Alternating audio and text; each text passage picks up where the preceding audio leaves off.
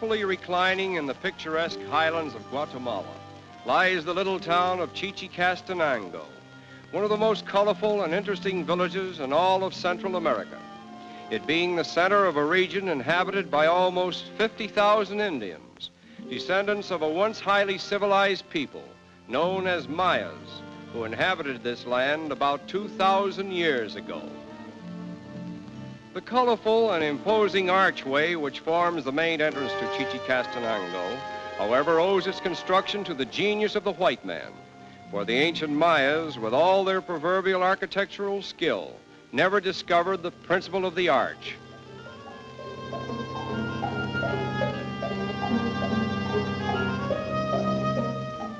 Fortunately for us, we have arrived on a market day, a day of great importance to the native Indians who tote their loads from distant hills and valleys to the marketplace, very much as their ancestors did hundreds of years ago. Aside from the business of trading, the marketplace is the center of the Mayan social life, in which the news of the day is exchanged, and all the gossip of the region is whispered from ear to ear.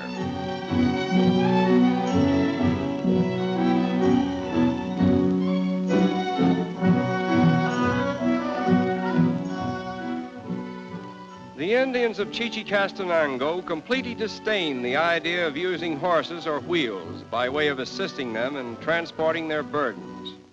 And there are still some of them in the outlying districts who may never have seen a horse and do not yet know the principle of the wheel.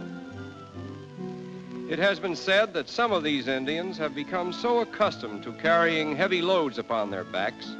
that they actually weight themselves down with stones when traveling if they have nothing else to carry, the thought being to keep in fit condition at all times for the unfailing burdens of life. Every day is a day of worship here, but on market days in particular, the Church of Santo Tomas is the center of constant activity, where even the village barber sets up shop and carries on his business.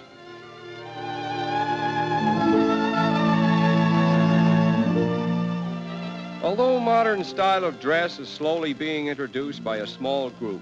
the vast majority of the Indians still cling to the traditional costumes of their ancestors, as well as the manners and customs.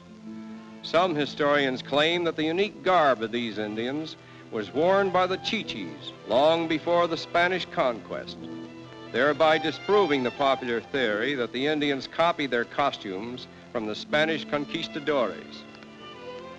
And now, by way of interesting contrast, let us divert our thoughts from the Indians and step into the patio of the Mayan Inn,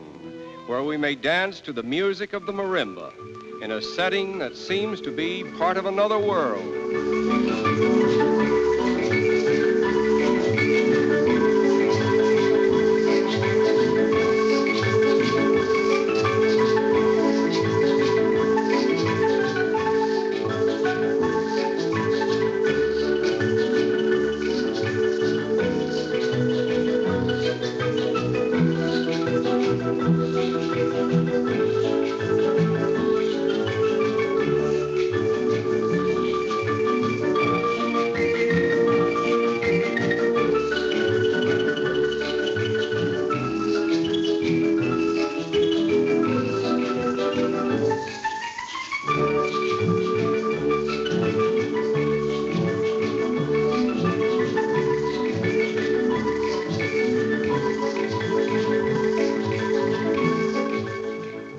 While we indulge in this delightful diversion of the white man, the Indians at the Church of Santo Tomas participate in their favorite diversion,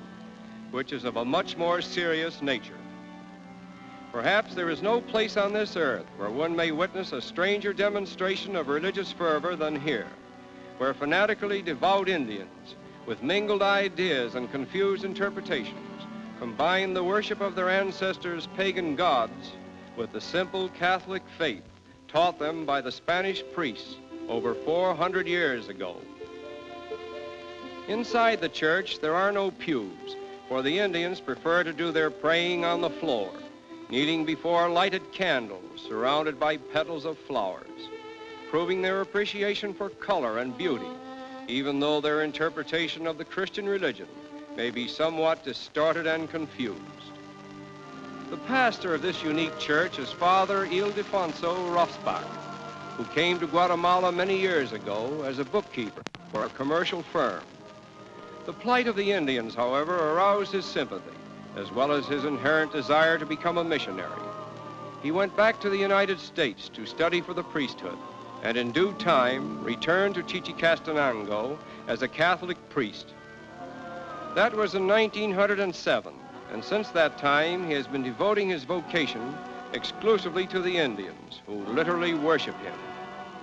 They regard him as a saint who can miraculously bless the souls of the departed, baptize the newborn, and give ear to the sorrows and sins of the living. Tinged with the Indians' faint understanding of the Padres' religion is the old Mayan mysticism practiced on the lowest step of the church, where the native incense is burned so that the smoke therefrom will carry messages to the floating spirits of their ancestors, to whom they beg to come and intervene with them in their prayers to the divinities.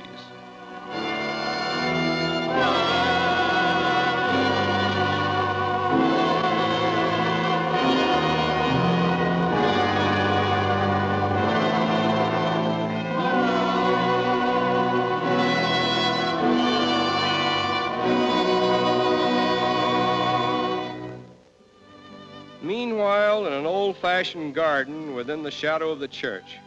Padre Rossbach communes with himself.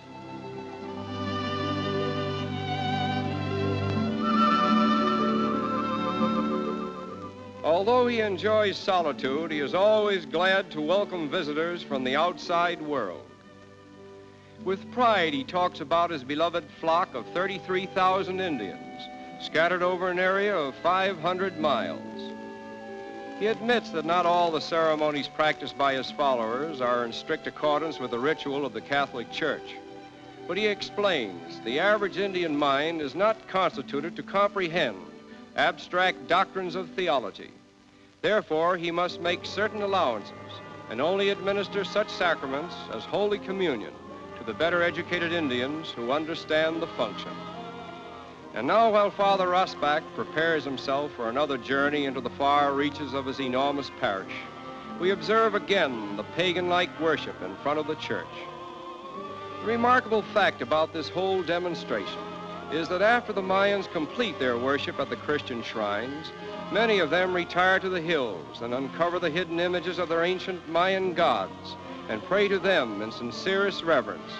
even as their ancestors did long before the coming of the white man. The moral of it all seeming to be that they are willing to accept the Christian religion, provided it does not prevent them from worshiping the pagan gods of their forefathers. And now it is time for Padre Rossbach to set forth on one of his regular missions to administer to the souls and bodies of the sick and needy who cannot come to him in Chichicastenango. In spite of his 70 years, he has been known to rise in the cold of darkest night and travel even on foot if need be, over mountains and through streams, in order to bear to some dying Indian the last rites of the church. And so it is that this solitary white man, now nearing the end of his long and lonesome life,